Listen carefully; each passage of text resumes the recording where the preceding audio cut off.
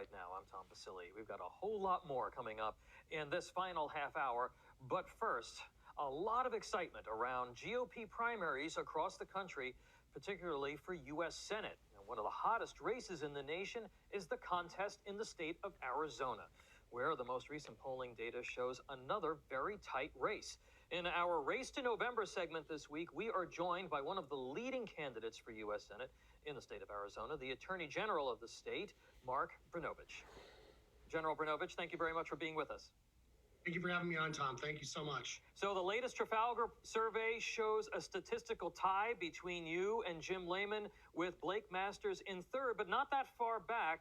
What do you believe gives you the edge in this primary?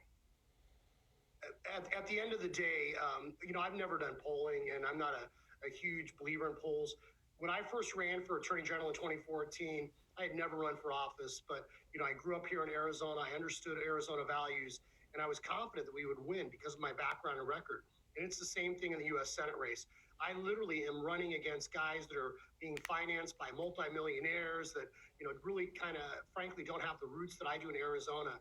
And I have a real record. And so people can spend a lot of money and chirping and, goose their numbers. But at the end of the day, people here in Arizona and everywhere else want someone that's a proven conservative.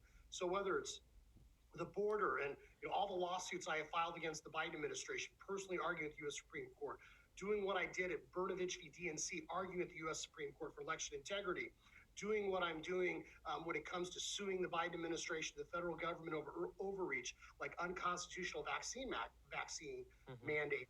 I mean, the list goes on and on, Tom. So at the end of the day, Arizonans are going to go with someone that shares their Arizona values, and they're not going to be seduced by, some guy from out of state spending a bunch of money trying to buy a Senate seat. Now, when you're campaigning, General Brnovich, what is the issue that you hear most about? As you're going from diner to diner and you're going to these events, what's the issue that is really driving most voters today? Security. It's security. And what I always tell folks is that it's border security and economic security.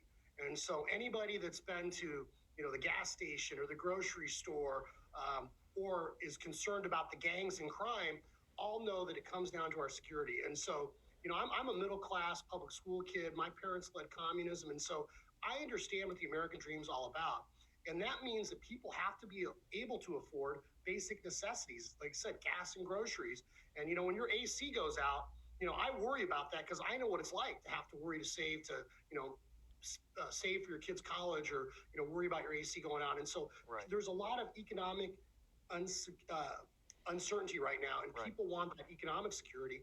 And at the same time, Arizona is on the front lines. And that's why I have been involved in so many lawsuits against the Biden administration, because they have ceded control of our southern border to our cartels. We know in places like Pima County, Arizona, the number one cause now for teenagers is, drug and fentanyl overdoses. Mm-hmm. We know in Tucson, homicides are up 60%. So the failure of the Biden administration and his enabler in the U.S. Senate, Cartel Kelly, have made Arizona less secure and more dangerous. And so people worry about their personal security, their economic security. So security in a nutshell. All right. Now, General, you've seen the influence of former President Trump on these elections so far. He's not made a formal endorsement in your race, but sources that we've spoken with believe that ultimately he's going to back venture capitalist Blake Masters. Trump had called into a town hall event with Masters to kind of hit you over the handling of the 2020 election. I want to give you kind of an opportunity to respond to those dynamics and how you retain kind of your front runner status if something like that happens, given what we saw in Ohio this week.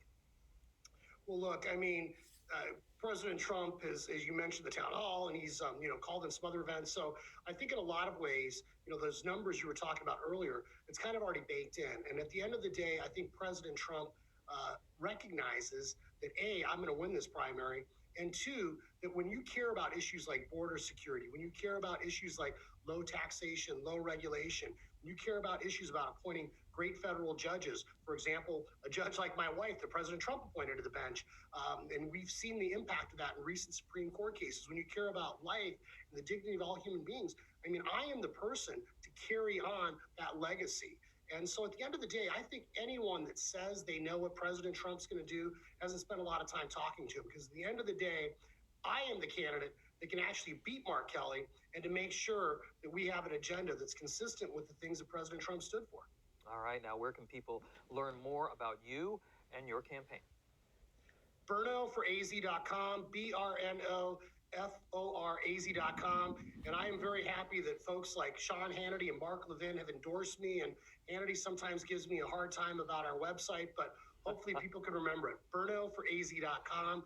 I need all the help I can get. I'm a public school kid, so I urge folks to go to the website and help us out any way they can. All right, Arizona GOP Senate candidate Mark Brnovich, thank you so much for being with us. The primary in the state of Arizona is August 2nd. Stay with Newsmax for all the latest.